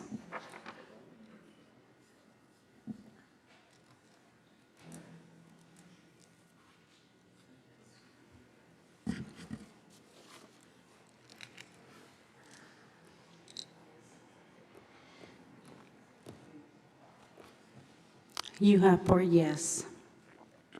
Okay, moving on, item number 17, This is a resolution of the City Council of the City of Compton rescinding Resolution 26361, readopting, ratifying, and amending the fiscal year 2025-2026 Grants Department budget for the acceptance and appropriate $350,000 in funding under the California Department of Justice Tobacco Grant Program, and authorizing the city manager to enter into a professional services agreement with the Los Angeles County Sheriff's Department and open a purchase order for tobacco enforcement services. Is there a motion? So moved. Second. Is there a discussion? There is for me. I just wanted to know if there's any data that reflects what happened last year with this same grant for tobacco.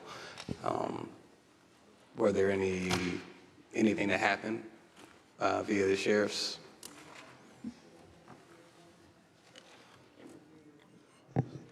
So as it relates to last year, there's no data in terms of seizures or seizing illegal activity because our code enforcement can't do it, which is why this is on the agenda to have a partnership with sheriffs to seize products, which is now a state law that Governor Newsom signed.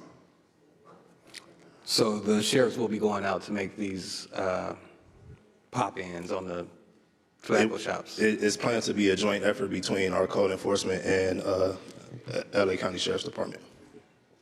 Okay, thank you. So this funding, is it to go to the sheriffs, or does the sheriffs get separate funding for this particular? So if you look at the staff report or the resolution, it's broken down. It will pay for salaries, which is staff. It will pay for contract services, which will be the sheriffs. And then it will also pay for overtime, which will be our staff. So what is our staff doing? If I'm confused, you said code enforcement can't do this? Code enforcement can't seize, so they can't take the property out of the stores. Okay, so code enforcement will be a part of this team. Correct. Why, and I think I asked this last time, why so much overtime? I mean, if they're on duty, whatever, Monday through Friday, 8 to 5, how come they're not in that window? Well, this is a grant. I can forward that, Tony, if you want. Oh, there it is. So you can ask Tony to deposit. Good afternoon, council and community. The reason we utilize staff on an overtime basis is so that it doesn't impact our normal operations and responsibilities. We have looked into hiring full-time code staff just to be dedicated to the tobacco grant. We were looking to do part-time employees to come in on an as-needed basis. We do conduct business inspections of the various businesses during regular hours, but that's handled by our business license inspections. The code goes in and does a more thorough investigation in terms of searching the back rooms, storage, hidden compartments, and what have you. The problem we're having is we have about 15 prominent violators who do not want to come into compliance. They're habitual violators. Every week we go out and conduct inspections, but we can't seize the product. All we can simply do is identify it being there and we leave, and then they continue to sell it. So that's why we're trying to now augment the grant funding as it's been issued to the city to include the sheriffs, because under their authority they can seize these products and then add additional fines at the state level. So isn't there some provision, like a marijuana shop? I don't know. And worst case scenario, can we seize this or something? I mean, if they're just continuously or habitual violators, what's the end game? Not administratively as our code is written. They're basically violating state law, and the way the state law is written, law enforcement has to do the seizures. We don't, our public safety officers, code officers don't have police power, so we can't seize those items, which is why we need to partner with the Sheriff's Department.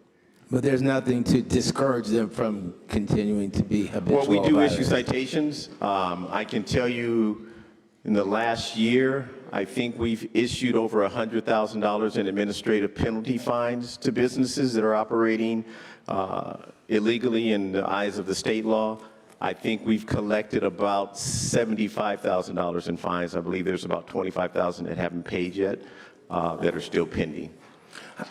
So this overtime, $218,000, how many hours does that represent in overtime? And the money, if they pay the fines, where does that go? Does that go back into the? The fines and payments for administrative citations go back into the general fund, just like our parking citation fines. The overtime costs for sheriffs, I want to say it's about $125 an hour for every deputy we have out there with us. Our code enforcement staff is right now at about $57 an hour on an overtime basis. So when you compound the number of personnel and the number of inspections that we conduct, over time, that's where the salaries and the funding is used for. Thank you. I have no further questions. I have a question. So, Mr. Ward, are these the smoke shops that are in the city that are selling like single cigarettes, and I know they're selling weed and Yeah. some everything else that's, It's that, they're selling singles, some are selling the menthol products, and it's not just the smoke shops. You have some of the gas stations that are just as big violators as some of the others, but it's a combination of all of them. Okay, You're welcome. thank you. You're welcome. Is there any additional questions for me? I have none, thank you. Okay. Okay, item 18, resolution, I'm sorry, we got to vote on it. Moving a little too fast. Okay, Is there- here we go. This item does require a super vote, right? Okay.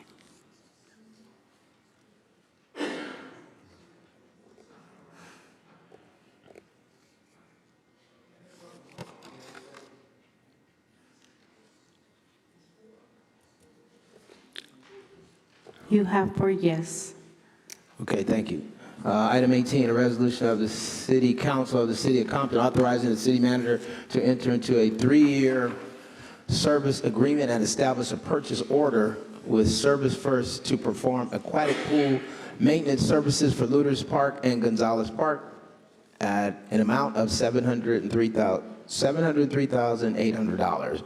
Is there a motion? So moved. Second. Is there a discussion? Yes. Is the, oh, okay.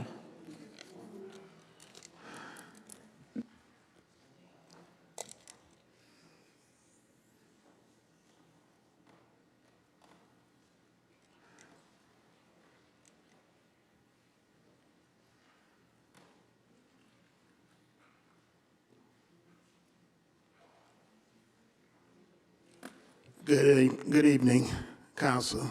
Brian, Recreation Director. I have a question. May we get clarification on the kiddie pool at Gonzalez Park? When is it going to be rehabbed? Because I know that it hasn't been open, I want to say since COVID. I'm not sure if that's a true statement or not, but we don't have anything for our kids.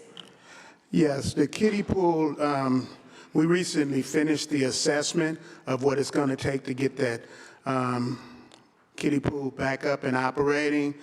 The estimate for a complete repair based on today's standards in regards to ADA compliance and the slopes and things like that, and the pump systems and the equipment replacement, which needs to remain the same because we can't change the footprint without redoing the entire plumbing process, came to about a 1.5 mil. And that's still a decision that has to be made by the council if we want to spend that money on the kiddie pool or move in another direction. But we do know what work needs to be done, and we know approximately how much it's going to cost. So when you say move in another direction, give me some ideas. What are you talking about? Instead of the system being as is, we could turn it into a more splash pad type of system with some other things, but the existing equipment was, what, built maybe 20 years ago or something like that? I think it's longer than that. It doesn't exist anymore. They would have to remanufacture something to fit that footprint. But we do have water coming to the area where we could gut that system completely and move in another direction, or come up with the money that's been suggested to do construction and refurbish the existing footprint and the equipment. So how much are we talking about if we do splash pads? Because that's the thing would look like water shooting up out of the Yes. ground and. I'd have to get an estimate based on the area available, and we should have a head start though, because we already have circulation systems and filtration systems in place, so we wouldn't have to install new ones for the project, but we would have to redesign the plumbing and determine what type of heads and things that we wanted to include in that. So we'd have to go through a design phase for sure and get an estimate based on the concepts that we come up with.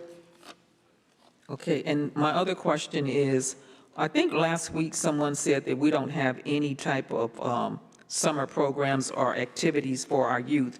So do we have a schedule of summer programs, activities at the parks for our youth?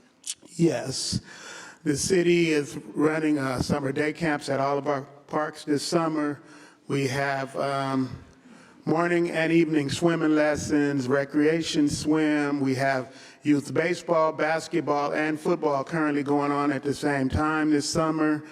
We have a couple of specialty camps. We have girls clubs.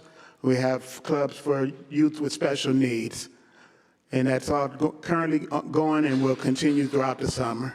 So, Mr. Spraggs, could you provide a list of activities, a newsletter, or something that you can put in the foyer so that when people come in, they can see that there are activities here in the city of Compton for our youth? Yes, we actually have already done so. We had our spring brochure printed, published, and displayed throughout City Hall, council chambers, at all of our parks, online. It's actually electronic brochures on our department's link in the website, and we currently have a summer issue out, and we're working on fall, but it identifies all of the programs that I mentioned today. Can you send a link or something to my office so that I can share it with my constituents? Yes, I'll be happy to. All right, thank you. I'll take that same email. Question, what's the status of the Looters Park pool? Looters Park Pool is operating. We're both open. We opened on Memorial Day weekend. Okay. They're fully functioning and staffed. Thank you very much. Mm-hmm. So I noticed the $234,600, that is for the upcoming fiscal year 26-27. And that's what the annual cost will be for the next 3 years. That or a little less, because that does include the maintenance of the kiddie pool, and until that kiddie pool gets up and operating, we will save those dollars. I see. Mhm. 'Cause go ahead, I'm sorry. No, that was my answer. Yeah, because I've done the computation, and so that will net us 1,421 hours of work to them to perform at $165 per hour. So I know this is ongoing year-round because you have to maintain all the pools with all the chemicals and et cetera. That's correct. So this is sufficient amount of money to conduct all of those services? Yes, for 3 years. Oh, okay, thank you. You're welcome. That's all I have. Thank you. Thank you. Roll call. Thank you. Mayor Pro Tem Bowers, we're going to go ahead and vote.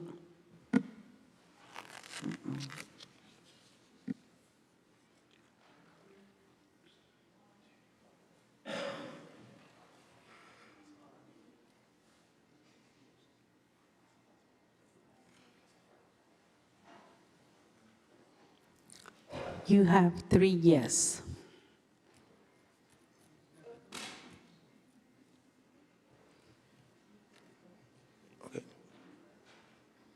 Oh,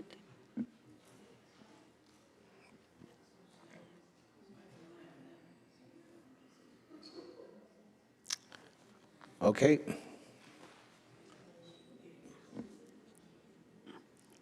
We'll go ahead and include you. Thank you. Redoing it?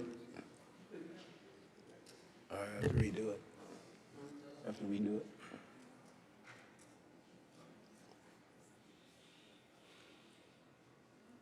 Thank you. You have 4 votes. Thank you.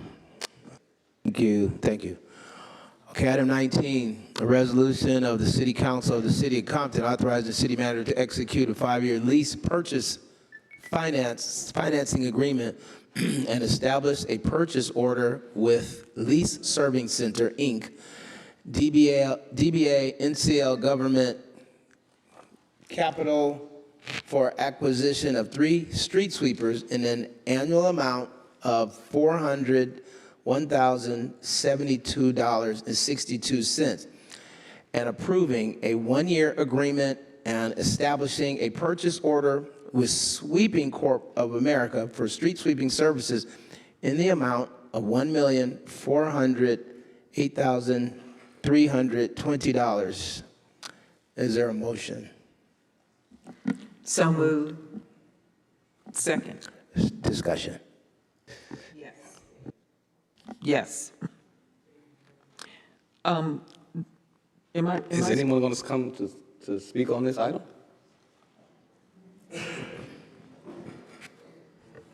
Yes. That's okay.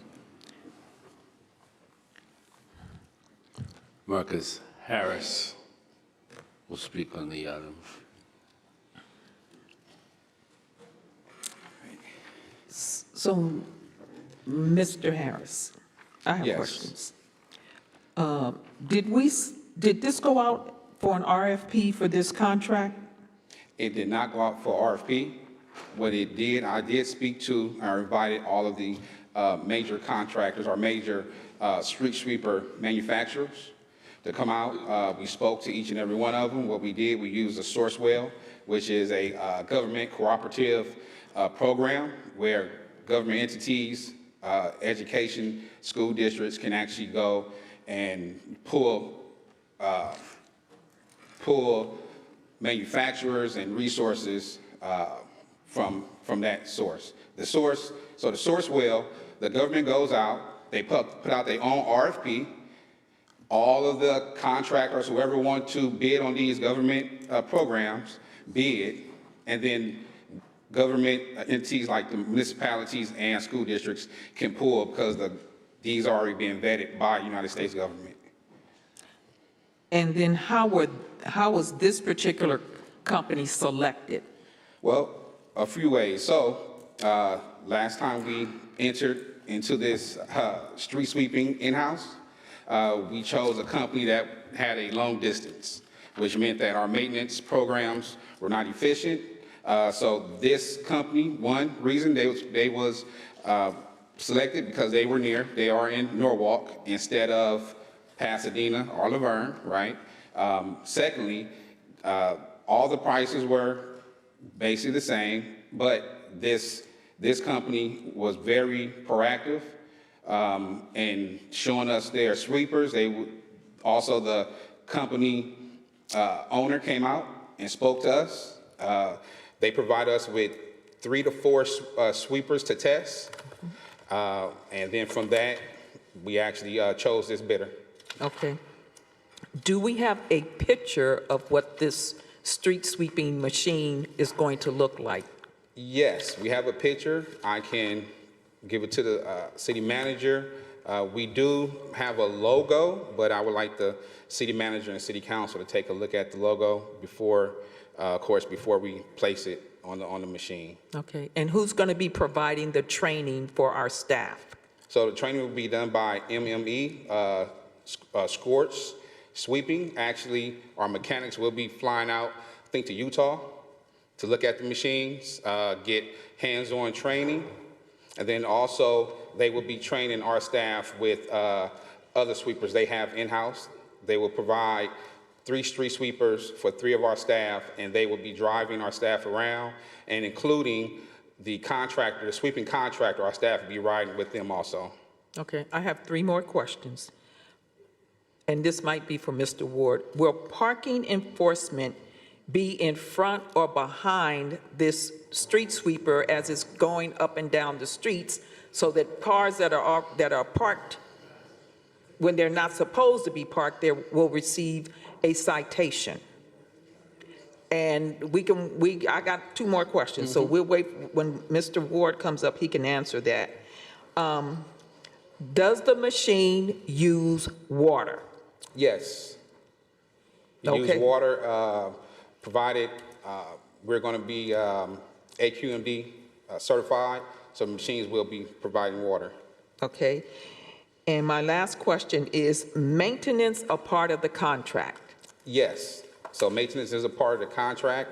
Again, this vendor was selected because their unit is superior to the other units, but also they are 30 minutes away. Again, before 2011, we tried this, and it took an hour or 2 hours for maintenance staff to come out from Pasadena, Pomona, places like that. Okay. So Mr. Ward can answer my other question. Good evening, Council. Yes, we have spoken with Mr. Harris. We will be looking at modifying our operational process if we move the operations in-house. Wonderful. That concludes my questions. So these new sweepers, they will be housed at City Yard? Yes. All right, that's all I have. I have a question for you. How does these street sweepers compare to other street sweepers on the market? Well, after talking to certain cities, like our sister city, Long Beach, they did say the sweepers they have, which is not this company, they have a problem with their oil, where the mechanism with the oil drips a lot of oil and things like that. So I did vet the company, invited all the companies to come out. This one, of course, just made a higher grade. Okay, do we know anyone else any other city that is using this company for their street sweepers? LA County. LA County. LA County use them, yes. What's the cost of a street sweeper? Not the lease, but what's the cost of an actual street sweeper? The cost of the actual street sweeper is $550,000 plus tax. So we're going to spend $400,000 in a lease for 3 years? 5 years. Yes. So for the full 5 years, we lease it for $400,000. Yes. But if we bought one, it would be roughly $550. Yes. Well, it would be $550 plus taxes. Okay. And you answered all the other questions. That's all I have for you. Thank you. My question is, when will we start our own in-house street sweeping?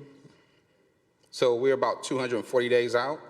So during that 240 days, staff will start their training, and then with that, we plan to install all the street sweeper signs on the west side of Compton. As you know, the street sweeper signs, a lot of them are missing on the west side, so we're going to install all those. We did complete the east side of the city, but we're headed towards the west side. So will we continue with the current contractor while we're training and et cetera? Yes. Oh, so that's on a month-to-month basis? No, it'll be a year. It'll be a 1-year contract. As you know, well, not as you know, but the Assembly did send a letter out to Governor Gavin Newsom because street sweepers are now prevailing wage, which now cities are paying 85 to 500% more. So we are going out, we're asking to pursue this contract for 1 year so we can bring in-house, which will save us about $3 million over 5 years. Right, okay. So this $1,408,320, that is for the first year? That's for the street sweeper contract, because now street sweepers are prevailing wages. Yeah, oh, okay. Yeah. Now, just to let you guys know that the State Assembly did send that letter to Gavin Newsom to get it pulled. It has not been pulled, so this is an ongoing issue for all cities. Okay, thank you. Madam City Clerk, roll call. Thank you. We're going to go ahead and vote. You have 15 seconds.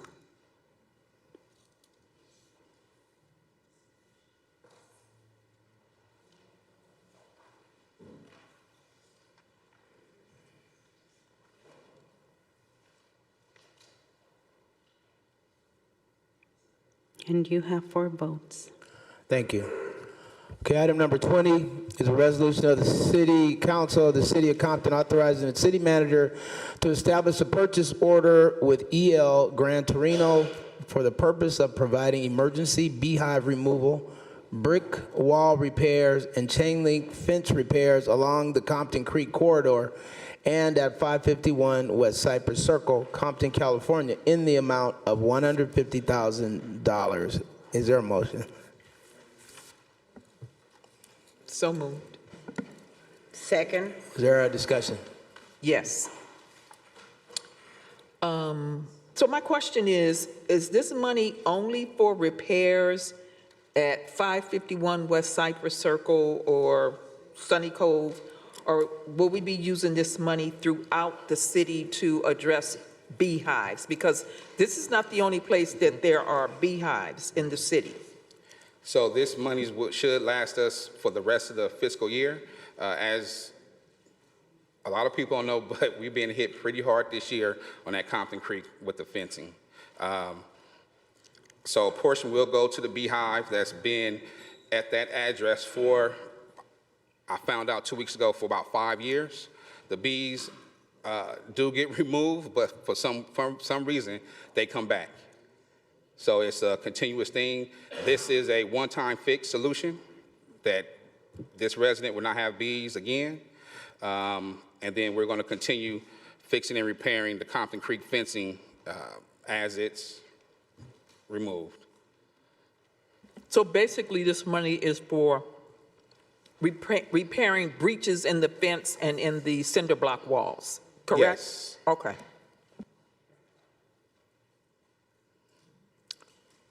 Any further questions? Madam City Clerk, roll call. Thank you. We're going to go ahead and vote.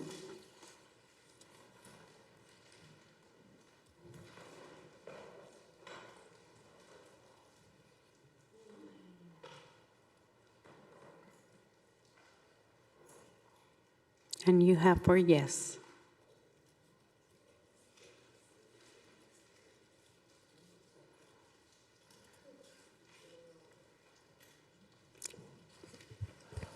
Okay, we're ready for council comments. Let's just start off District 1, Ms. Duhart. Thank you, Mayor Pro Tem.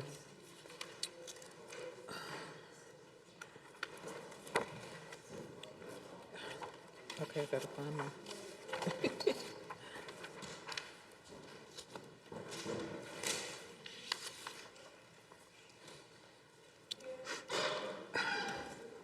On Thursday, May 30th, I attended the ribbon-cutting ceremony for the new EV charging station at Crossroads United Methodist Church. Crossroads is the first church in Compton to install EV charging stations. I'd like to thank Pastor Zachary for leading the charge toward a more sustainable future for the city of Compton. This investment in sustainable infrastructure demonstrates a steadfast commitment to promoting cleaner air, expanding equitable access to clean transportation, and creating opportunities that benefit current and future generations. Thank you, Pastor Zachary, for your vision, leadership, and dedication towards environmental stewardship and community advancement. Friday, May 29th, I had the pleasure of attending the Eagle Tree Planting Ceremony at the Dominguez Rancho Adobe Museum. The event was a meaningful celebration of conservation, history, and community partnership. The planting of this tree serves as a lasting symbol of strength, growth, and our collective responsibility to preserve and protect our natural environment for future generations. Thank you to the organizers, volunteers, and community members who made this special event possible. Sunday, May 31st, I attended the 21st Pastoral Anniversary Celebration for Bishop Michael J. Fisher. It was a wonderful occasion to honor Bishop Fisher's faithful service, leadership, and commitment to his congregation and the greater Compton community. Oh, I gotta sneeze.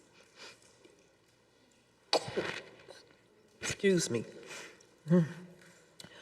Ooh. For more than 2 decades, Bishop Fisher has provided spiritual guidance, encouragement, and support to countless individuals and families. Congratulations on this remarkable milestone, and thank you for your continued dedication to serving others. This Saturday, June 13th, I repeat, this Saturday, June 13th, yeah, you heard me on the radio, join us for a day dedicated to health, wellness, and community. We will kick off the day with a 5K Unity Walk Run in partnership with the Compton Run Club, Alpha Phi Alpha Fraternity, Inc., and Councilman Andre Spicer from District 2. Following the run, attendees are invited to participate in our annual Juneteenth celebration themed Freedom to Thrive, Juneteenth Health and Wellness Fair. This community event will feature free mammograms, asthma screenings, blood pressure screenings, blood donation opportunities, wellness resources, family-friendly entertainment, and valuable information designed to help residents live healthier, more empowered lives. We look forward to celebrating the spirit of Juneteenth while promoting health, wellness, and community connection. Save the date, July 16th, the Neighborhood Housing Services Center for Sustainable Communities will be hosting the UCLA Mobile Eye Clinic. For those in need of optometry services, call area code 424-296-3521 to make an appointment. I would like to close this evening in memory of Barbara Lois Navarre.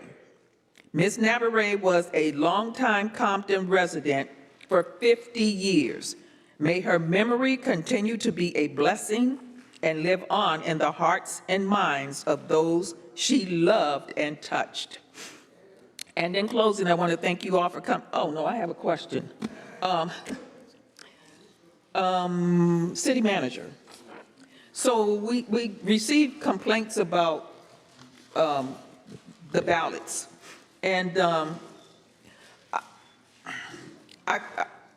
I believe that the county is the one who controls the ballots, the voting, and all of the other ways to vote. That's my understanding, Joe. So my question to the audience who's complaining is, what options do you have if you did not receive a ballot in the mail?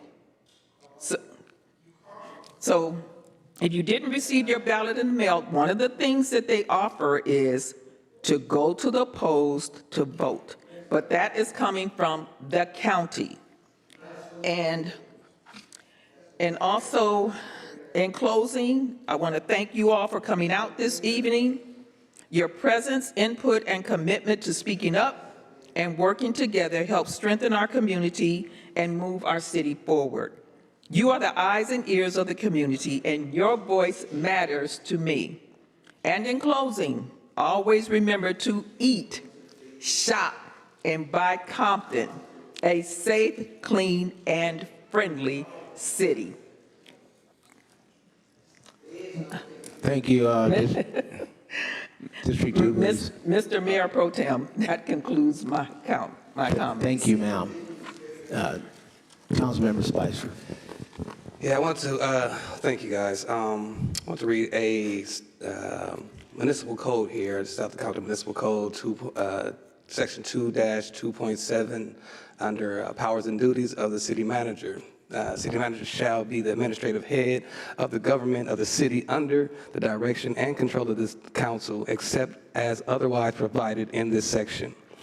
The city manager shall be responsible for the efficient administration of all the affairs of the city which are under his control, in addition to his general duties as administrative head, and not as a limitation thereon. It shall be his duty and shall have the powers to set forth in the following paragraphs. I'll skip to paragraph J, which is under investigations and complaints. It shall be the duty of the city manager to make investigations into the affairs of the city and any department or division thereof, and any contract or the proper performance of any obligation of the city. With that being said, I just want to get the status of the ARPA and HERO investigation that was set forth a few months ago. If we can get a status update on that from the city manager. And if you're not ready for, you can have that ready for next week, or you can give us an update tonight. I'd like to provide the update next week. Okay, that's fine. As of tomorrow, on June 10th, at Burrell McDonald Park, address is 2516 West Alondra Boulevard. This will be the city's second annual Foster and Future Community Mentor and Sports Day. It's a community-wide celebration designed, vetoed to unite families, foster youth, athletes, community leaders, and service providers, and businesses throughout sports mentorship, wellness, education, and community engagement. This will be a event in association with the LA Galaxy for the FIFA 2026 Unity Fest. Again, this takes place at Burrell McDonald Park tomorrow, June 10th, from 2 p.m. to 6 p.m. Again, address is 2516 West Alondra Boulevard. On Saturday, Councilwoman Duhart already spoke to the Juneteenth 5K run that I'll be joining in on, so I won't go into more details on that, but the check-in is at 7 a.m. It's our 5K that starts at 8 a.m. At Wilson Park. On June 20th, we will be hosting a We Are Us Festival, which is our Juneteenth festival, presented by L7 and Winds and Lessons. This will be June 20th from 12 p.m. to 4 p.m. at Luders Park. And that concludes my announcements. You all have a wonderful and blessed evening. Councilwoman Darden. Thank you, Mayor Pro Tem Bowers. On Thursday, June 4th, 2026, I participated in the City of Compton's Economic Development Strategic Plan Summit meeting. There are 2 online surveys that the Community Development Department shared. 1, City of Compton Economic Development Survey, Compton Community Survey. Number 2, City of Compton Rebranding Survey, a new brand for the City of Compton survey. The City of Compton invites our community to share feedback on the branding and logo survey. The online details are available on the city's homepage at www.comptoncity.org. On Monday, June 8, 2026, I participated in the Property Nuisance and Vice Reduction Committee meeting at the Dollarhide Community Center. The Administrative Committee on Property Nuisance and Vice Reduction is established pursuant to Section 706 and 1000 of the City Charter and Section 2-1.11 of the Compton Municipal Code. Thank you to the city staff, the Compton Sheriff Department, and Linwood Century Sheriff Station for attending the meeting. Illegal dumping seems to be a growing problem here in the city. So please, residents, call Republic Service 48 hours in advance at 800-299-4898. Again, that number is 800-299-4898, 48 hours in advance to pick up all your old refrigerators, ranges, washers, dryers, water heaters, dishwashers, and household appliances and furniture. Please give them a call so that we can decrease this illegal dumping here in our city. Mr. City Manager, I don't know if it's too late, but a summer youth program, do we have time to maybe get some of our youth employed so that they can get training? So can you please check into that? Thank you. And I'd like to close in memory of Mr. Lee Earl Hayes, a longtime resident in the 4th District here in the city of Compton. I also want to say to let us keep the mayor in our prayers as well. She did suffer loss in her family today, and that's one of the reasons that she is not here. So let's keep Mayor Sharif and her family in our prayers. Thank you, Mayor Pro Tem Bowers. That concludes my remarks. Thank you, Councilwoman Darden. Before I get into my comments, I just want to piggyback on Councilwoman Darden's acknowledgement for Mayor Sharif. She lost her sister today, so let's keep her in our prayers. I'm requesting, that the council agree to put this on November's ballot, that to require voter IDs and follow suit with the city of Huntington Beach, as I personally witnessed some unscrupulous behavior regarding these ballots, and right now it's wide open for voter fraud. Mr. Hopkins, I'm sorry, don't beat me up for that, I'm sorry. Mr. Grooms. So there's been continued complaints with Republic, and the other day they left, they only picked up one can, that was the green waste, and then the recyclables, they left them for about 3 more days, and there was, the trash cans sat out in the street, but then some people put their trash cans away, and then they came and picked up. So essentially, they're going to get paid for picking up X amount of trash cans, but they probably picked up half of that. And I still would like to see that that trash bill removed from the property taxes and let that company collect their own monies. Because right now, there's just no incentive to do a good job. I would like to remind residents about the upcoming Black Music Month Father's Day luncheon taking place this Friday, June 12th, at the Dollar High Community Center. Thank you to our community partners and organizers for helping bring this event to life. Seating is limited and filling quickly, so I encourage anyone interested to RSVP as soon as possible through Alonzo Williams or 3rd District office. I invite residents and families to attend the Juneteenth celebration this Saturday, June 13th at Dr. Walter R. Tucker Park, located at 650 West Laurel Street.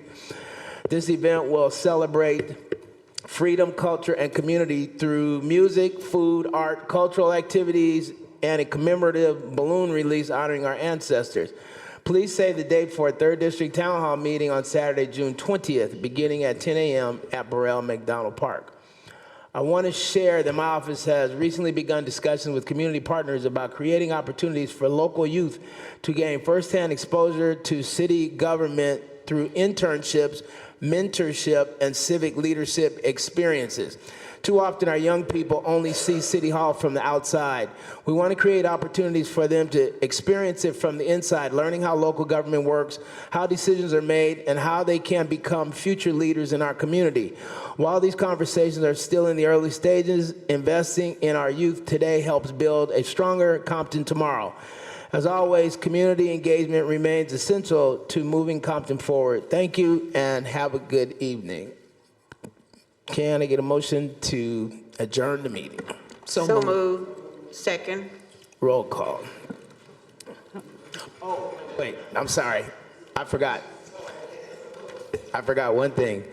This is from the Grants Department.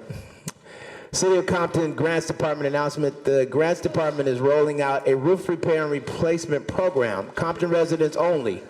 Must be low to moderate income. Application available on the city's website. This is starting Monday, June 15th at 7 a.m. Contact the Grants Department at 605-5580 for more information. What it offers is roof repair and replacement, assistance for leaking, damaged, aging, or unsafe roofs, structural roof improvements, repairs to decking, flashing, drainage, and related roof components.